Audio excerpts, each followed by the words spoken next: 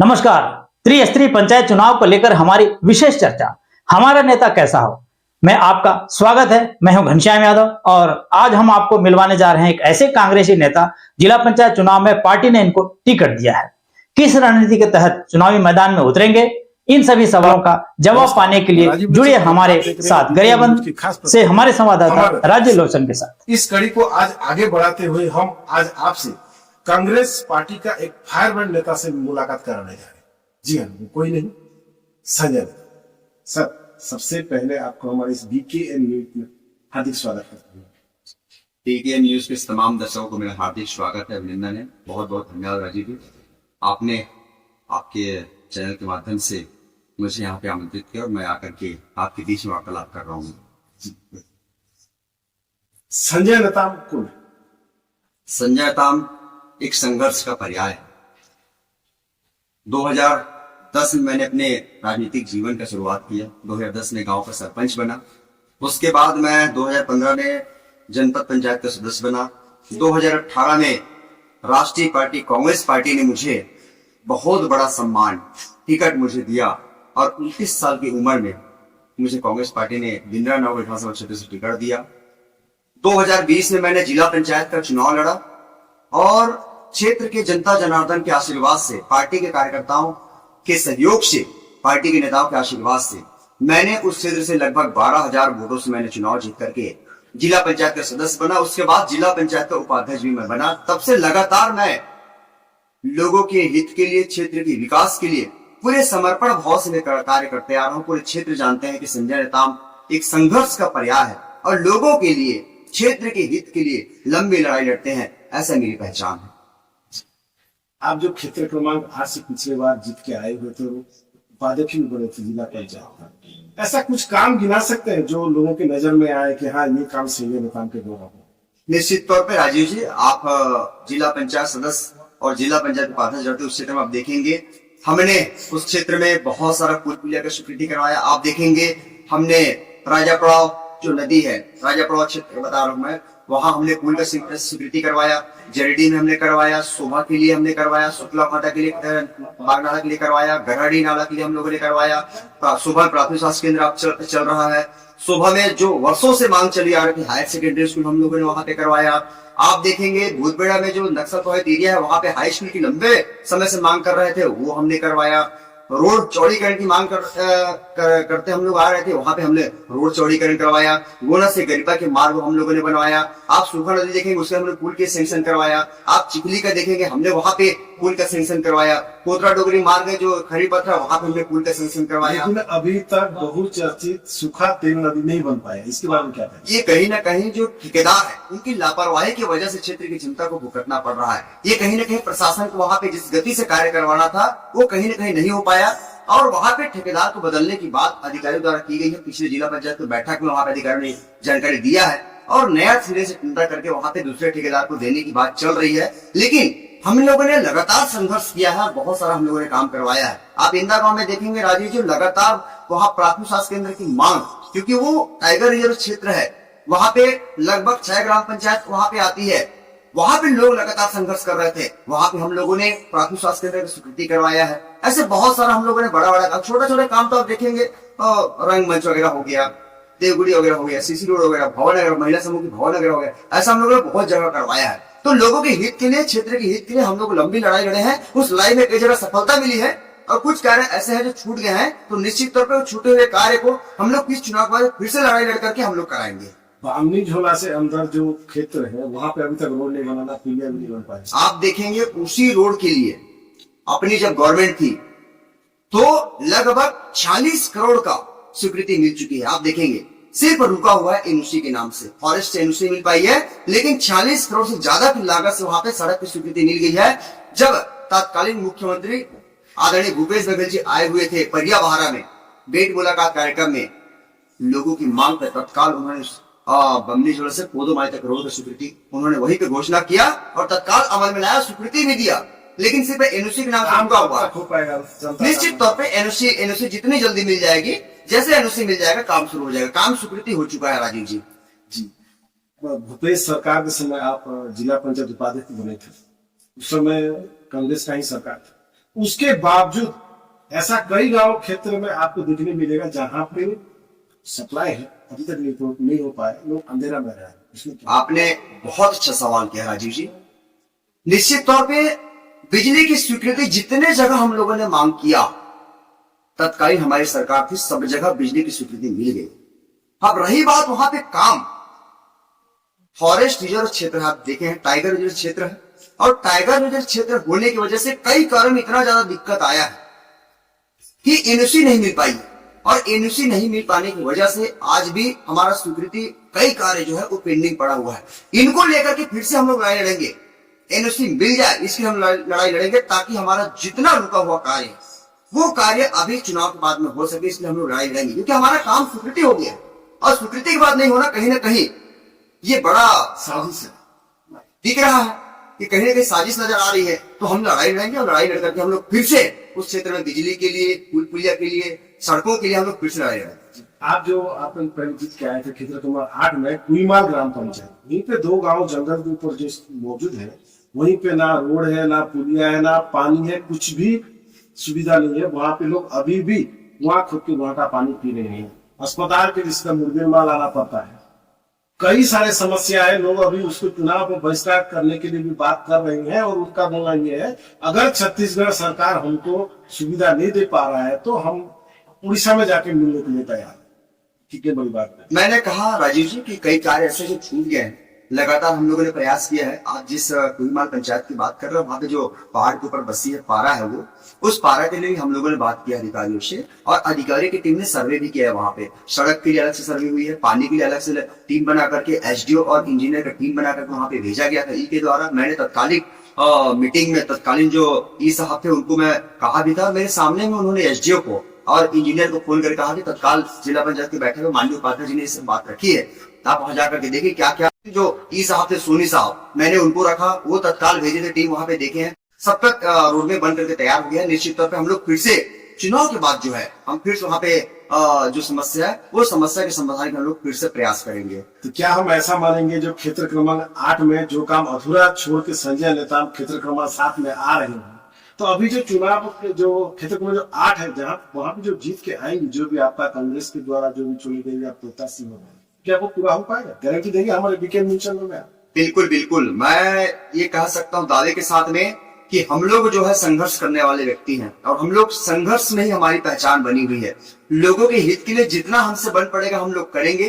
अगर शासन प्रशासन अगर हमारी आवेदन निवेदन पर विचार नहीं करेगी तो जनता जनार्दन से हम लोग सड़क पर भी आके लड़ाई लड़ेंगे, ताकि लोगों को उनकी मूलभूत सुविधा उनको उपलब्ध हो सके, इसके लिए हम लोग लड़ाई लड़ेंगे। जिस प्रकार से मैंने कहा कई कार्य जो हम लोगों ने पूर्ण किया है, कई कार्य रह गया है, तो उसको हम लोग फिर से करेंगे। 5 साल का कार्यकाल रहता है, इन 5 साल में आप देखेंगे राजीव जी, 2 साल तो कोरोना में ही निकल गया, 2020 और 2021 कोरोना में निकल गया, 22 और 23 ये हम लोगों के लिए एक तो चुनावी साल एक आ गया, तो हम लोग को 2 से 2.5 साल कार्य करने का अवसर मिला है। फिर भी हम लोगों ने इस 2 से 2.5 साल कार्यकाल में हम लोगों ने भरकस प्रयास किया। आप देखेंगे, आपको पता भी चलेगा कि पहले 5 साल कैसा था और 5 साल कैसा है। हम लोगों ने सुधार करने का भरकस प्रयास किया है।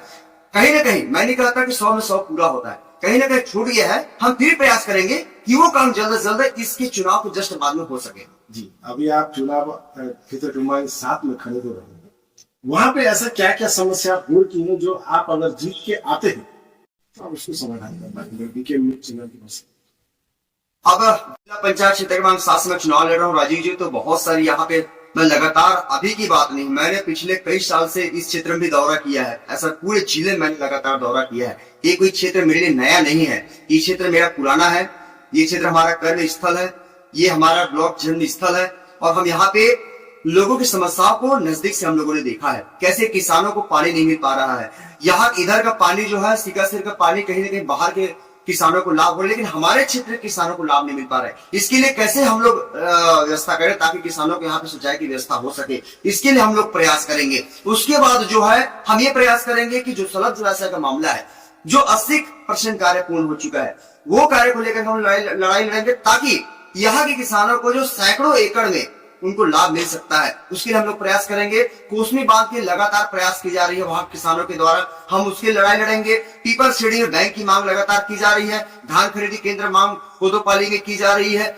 ऐसे कई मामला है जहां नहर नाली की बात की जा रही है, ऐसे कई जगह है जहां पर बैंकों की बात आ रही है, कॉलेज की बात आ रही है, हायर सेकेंडरी स्कूल की बात आ रही है। इसको लेकर के हम लोग संघर्ष करेंगे, लड़ाई लड़ेंगे और साथ में जितना बन सके हम लोग इन 5 साल के कार्यकाल में पुनः प्रयास करेंगे कि जो समस्या बनी हुई है वो समस्या का समाधान हो और लोगों को मूलभूत सुविधा उनको मिले, इसके लिए हम लोग प्रयास करेंगे। सुविधा देने के बात कर रहे हैं संजय नेताम जी यहाँ क्षेत्र क्रमांक 7 में। अगर वो जीत के आते हैं तो जो जो बात वो अभी गिनाए उसको करने का बाद हमारे बीके न्यूज चैनल पे बता रहे हैं। बाकी बातचीत उनसे जारी रहेगा, तब तक देखते रहिए बीके।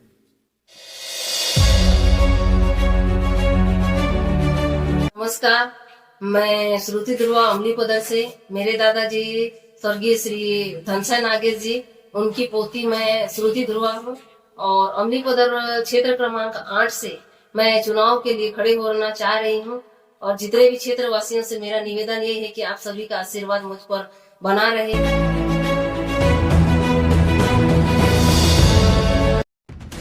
ब्रेक के बाद इस खास चुनावी चर्चा हमारा नेता कैसा हो, जो हमारे खास मेहमान संजय नेताम के साथ बातचीत जारी आई। कुछ सवाल मेरा छूट गया था उसको, तो सलाब जलाशय और जो कोसमी बांध का जो कुछ काम बचा है, क्या आप जीत के अगर चुनाव को क्षेत्र क्रमांक 7 से पाते हैं तो वो काम आप खुद कर पाए? निश्चित तौर पर जिला पंचायत क्षेत्र क्रमांक 7 में इस बार मैं चुनावी मैदान में हूँ और लोगों में एक विश्वास है, लोगों में पूरी उम्मीद संजय दाम की ओर देख रहे हैं कि कहीं न कहीं जिस प्रकार से संजय दाम लड़ाई लड़ते हैं जनता के हित के लिए, क्षेत्र के हित के लिए, ऐसा लड़ाई जिला पंचायत क्षेत्र क्रमांक 7 में लड़ेंगे। और बहुत सारे सपना लोगों का है, किसानों का है, युवाओं का है, महिलाओं का है, क्षेत्रवासियों का है। इन मुद्दों को लेकर के मैं चुनाव लड़ रहा हूँ। जैसा आप देखेंगे सलभ जलाशय का जो कार्य है 80% ज्यादा हो गया है, पर टेक्निकल त्रुटि के चलते आज भी किसानों को वहां का लाभ नहीं मिल पा रहा है। हजारों किसान उनको लाभ मिलना चाहिए लेकिन वो लाभ से वंचित है। हम उसके लड़ाई लड़ेंगे और ये प्रयास करेंगे कि सलभ जलाशय का जो अधूरा छूटा हुआ काम है वो जल्द से जल्द पूर्ण हो, ताकि हजारों किसानों को उस कईयों लाभ होना है, सैकड़ों एकड़ जो खेतों में लाभ होना है वो लाभ किसानों को मिल सके। कोसमी बांध का जो आप देखेंगे वहां भी लगातार किसान वहां पे मांग कर रहे हैं। हम ये प्रयास करेंगे वो जल्द से जल्द लोगों के साथ हम लोग संघर्ष करेंगे और प्रयास करेंगे कि जो किसानों को जो उचित मांग है वो सरकार पूरा करे। उसके लिए हम लोग लड़ाई लड़ेंगे। आप पीपर सीढ़ी बेल्ट में जाएंगे जो लोहारी है, लीटी पारा है, मुहा फाटा है, दांत बाकला है, डुमर बार है, उस क्षेत्र के लगभग 2 दर्जन से अधिक गांव किसान जो है उनको बैंक की जो लगातार मांग की जा रही है, हम उस बैंक की लड़ाई लड़ेंगे। उस क्षेत्र में धान खरीदी केंद्र को लेकर के लगातार लड़ाई लड़ी जा रही है। खटोक ग्राम पर जब गया था बीच में खटोक, वहाँ पे जो कैनाल है जिस समय से बना है उस समय से उसका साफ सफाई नहीं हुआ है, उसमें बड़े बड़े पेड़ उगे हैं। हाँ, इसके लिए हाँ निश्चित तौर पे ये बात आई हुई थी और हम लोगों ने पिछले बार के जिला पंचायत की बैठक में इस साहब को बोला भी था और ये 2 साल पहले की बात, उस समय सफाई किया गया था। अभी फिर से मेरे ख्याल से कुछ फंड जारी हुआ है, वो भी सफाई कार्य हो रही है, तो इसके लिए हम लोग लड़ाई लड़ेंगे। ऐसा नहीं है, बहुत सारे मुद्दा है, उन मुद्दों को लेकर ग्राम पंचायत में वो कॉलेज का मांग कर रहे हैं, उनके पास में धान खरीदी केंद्र का मांग था, क्या ये सब आप पूरा कर पाएंगे? निश्चित तौर पर लड़ाई लड़ेंगे। हम एक जनप्रतिनिधि का दायित्व जो होना चाहिए उस दायित्व का पूरी कर्तव्य निष्ठा के साथ प्रयास करूंगा कि लोगों को जितनी जो मूलभूत सुविधाएं उनको जो मिलना चाहिए, शिक्षा है, स्वास्थ्य है, सड़क है, पानी है, बिजली है, ऐसे मामलों को लेकर के हम लोग रोड मैप तैयार करके हम लोग कार्य करेंगे। जो लोग चाहते हैं कि वहाँ कॉलेज खुलनी चाहिए, लोग चाहते हैं हायर सेकेंडरी खुलनी चाहिए, लोग चाहते हैं कि अस्पताल खुलना चाहिए, इन मामलों को लेकर के हम लोग लड़ाई लड़ेंगे और पूरा प्रयास करेंगे कि जो लोग चाहते हैं उनका कार्य हो। आप देखेंगे कि लगातार कई सड़क ऐसे हैं जहाँ पे सड़क नहीं बन पाई है, कई जगह आप देखे होंगे राजीव जी दौरा करते रहते हैं, वहाँ पुल नहीं बन पाई है। इन मामलों को लेकर भी हम लोग लड़ाई लड़ेंगे ताकि जनता का जो मांग है वो पूरा हो। मैं आपके यहाँ रोक रहा हूँ, मेरे मन में सवाल आया, आप पिछले बार पार्टी के बने थे जिला पंचायत, आप जिस क्षेत्र से आते हैं शोभा क्षेत्र से, वहाँ पे जोड़ा क्या था? लगभग 4 या 5 सी टाइप का पुलिया है जहाँ पे परमानेंट पुलिया नहीं बना है। थोड़ा सा बारिश होने से लोग वहाँ पे रुक जाते हैं। यही चीज अगर आप उपाध्यक्ष रहते, अगर आप अपना क्षेत्र को सुधार नहीं पाए तो लोग कैसे और आपको गारंटी देंगे कि आप उनके 7 नंबर का क्षेत्र में आप डेवलप कर सकते हैं? क्या गारंटी देंगे? और गारंटी के साथ मेरा दर्शकों को बता दीजिए कि आप जीतने के बाद आके वो सब काम कर। मैं आपको गारंटी पहले ही बताया था कि सारा पुलिया स्वीकृत हो गया है। मैंने आपको बताया पूरे टेंडर प्रोसेस में है। यह है संघर्ष का परिणाम।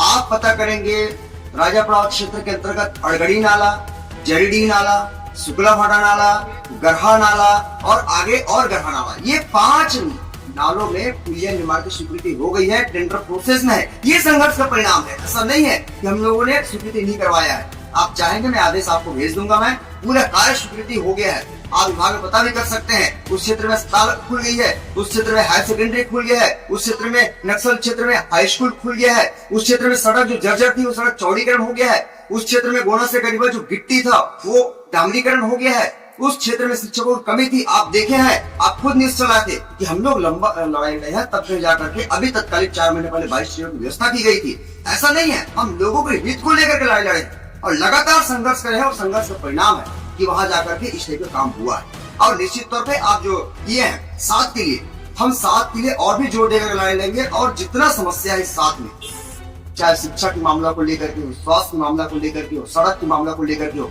हम लोगों के हित के लिए अपने से जो बन पड़ेगा, एक जनप्रतिनिधि का दायित्व जैसा हो सकेगा उसके लिए हम लोग तैयार रहेंगे और लोगों के हित के लिए, क्षेत्र के हित में हम लोग लड़ाई लड़ेंगे।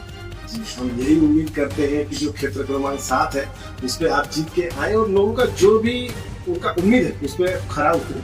हमारा आपको शुभकामना भी है। साथ में मेरा एक छोटा सा आपको सवाल है, जो जिला पंचायत जो अभी इलेक्शन चल रहा है उसको बाकी जगह में कांग्रेस का क्या है?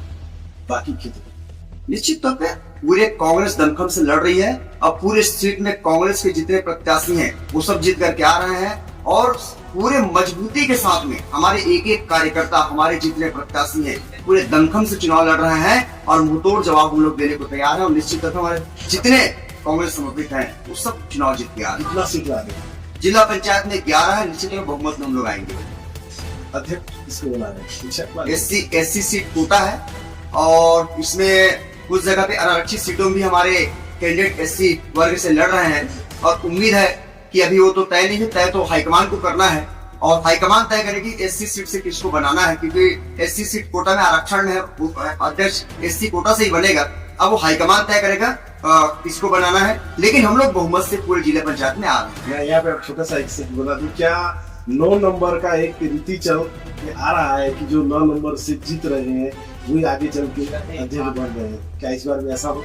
अब ये तो आगे चुनाव संपन्न होने के बाद ही पता चल पाएगा राजीव जी कि 9 नंबर सीट से होगा, 1 नंबर से होगा, बाकी जो 2 है, 3 है, 5 है वो भी अनारक्षित है और हमारा जो 5 सीट है वो आरक्षित है। 1 नंबर है, 4 नंबर है, 6 नंबर, 7 नंबर, 8 नंबर ये आरक्षित है पहले से ही। तो जो 6 अनारक्षित है उस 6 में देखते हैं, अगर मान लो कोई SC जीत कर आएगा तो भी प्रयास करेंगे। लेकिन हम कांग्रेस पार्टी पूरे दमखम से लड़ रहे हैं और हम प्रयास कर रहे हैं कि बहुमत से हम लोग जीत करके आए और पुनः जिला पंचायत गरियाबंद में कांग्रेस समर्थित जितने हम लोग बन जाए।